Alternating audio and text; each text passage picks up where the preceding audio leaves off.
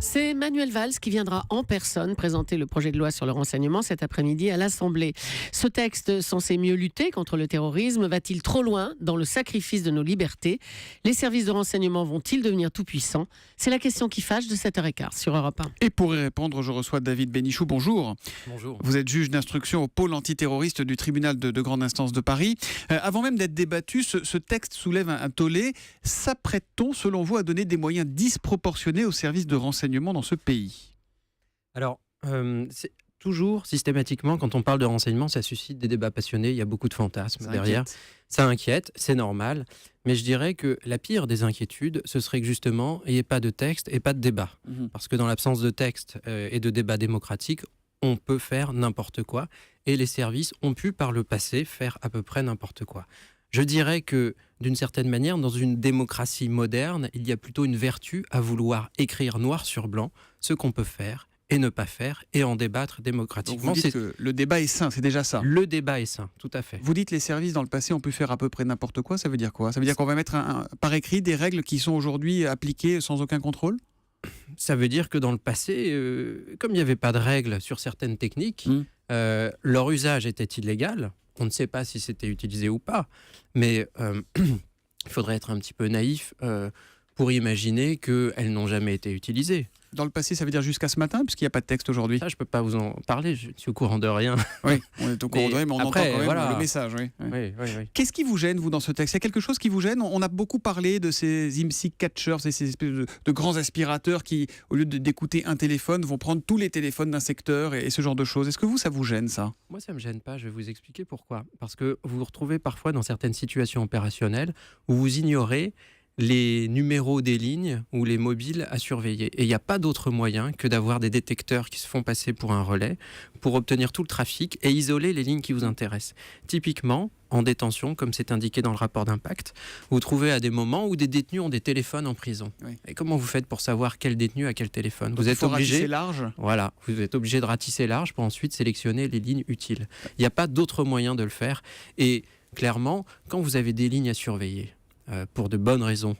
Vous n'allez pas perdre votre temps à surveiller celles qui ne vous intéressent pas. Donc il faut arrêter d'avoir des... Il ne faut pas être inquiet si vous cherchez à entendre quelqu'un dans le quartier d'Europe 1, s'il y a le téléphone de Julie, le mien, le vôtre. Il ne faut pas s'inquiéter de ça. Les enquêteurs ne vont pas perdre leur temps à éplucher nos conversations à nous. Ils sont concentrés sur un objectif, c'est ça ? Ils doivent rester sur les objectifs qui leur sont assignés dans une procédure qui est strictement définie, contrôlée et autorisée, bien sûr. Il n'y a pas des risques de dérapage quand même ? Parce que tout ça va dépendre de l'honnêteté de celui qui va capter ses téléphones. Il y a toujours des risques de dérapage. Les risques de dérapage, ils existent dès que la technologie permet un usage.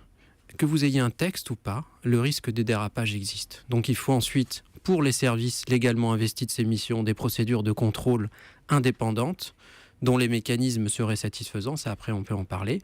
Mais je dirais que l'existence d'un texte ou pas, l'existence d'un texte est plutôt de nature à limiter les dérapages de la part des services. Alors justement, à propos des contrôles, David Bénichou, il va y avoir une commission nationale de contrôle des techniques de renseignement, donc c'est très bien, il y aura sans doute des magistrats dans cette commission, on ne connaît pas encore la composition exacte de cette commission.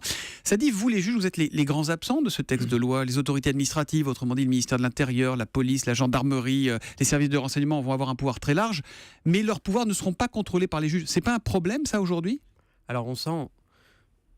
Moi, évidemment, en tant que magistrat de l'ordre judiciaire, ça me froisse un petit peu, parce que j'ai le sentiment que les magistrats de l'ordre judiciaire ont vraiment été mis sur le banc de touche dans ce projet de loi. C'est une autorité administrative qui va contrôler ça, c'est pas une autorité judiciaire. Alors, il y aura une autorité qui sera ensuite...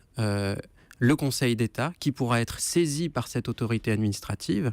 Et ce qui est intéressant de voir, c'est que le Conseil d'État va statuer selon une procédure tout à fait atypique, c'est-à-dire que elle ne sera évidemment pas publique, il n'y aura pas de contradictoire. Le Conseil d'État, d'après ce que je vois, n'a pas de pouvoir d'enquête, c'est-à-dire que simplement... on lui communiquera les documents en possession de la commission des services. Donc c'est en quelque sorte une justice de gentleman. Ça marche quand tout le monde est... d'avoir affaire à des gentlemen. Voilà, quand tout le monde est honnête. Mais précisément quand la justice intervient parfois dans des domaines aussi sensibles, c'est qu'il y en a qui trichent. Ça chagrine le magistrat, mais est-ce que ça inquiète le citoyen que vous êtes ?